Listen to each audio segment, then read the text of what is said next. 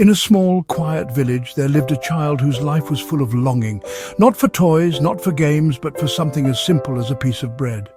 Every night the child knelt by a dim corner and whispered the same prayer, "Dear God, please, just a piece of bread."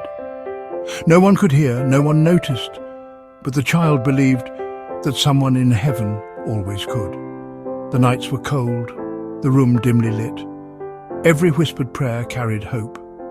Though the world around them was quiet, the child's faith spoke loudly, believing that God heard every word, every tear, every longing heart. The child's days were long and full of hardship. Clothes were worn thin, shoes had holes, and cupboards were always empty. Hunger wasn't just a feeling, it was a constant companion, a shadow following every step. Neighbors passed, some with pity, some with indifference, yet the child never stopped praying. Each day, walking to school on tired feet, carrying nothing but faith, the whispered prayer returned at night. "Lord, I trust you. Please don't forget me." Even in the hardest moments, faith quietly persisted. Every meal skipped, every pang of hunger only made the child's prayers stronger, like a candle flickering bravely in the wind. Even in hardship, the child noticed signs of God's presence. A bird landing on the windowsill, a rainbow after the storm, the warmth of sunlight on a cold morning, all whispers of hope. The child whispered, "If you care for the birds, surely you care for me." Faith isn't always loud. Sometimes it is quiet, stubborn, persistent, a whisper in the darkness refusing to give up. The night often felt endless, yet the child held on. Every small sign of life, every soft breeze, every flicker of light became proof that God was near. One night, hunger was unbearable. The body shivered, the room felt colder than ever.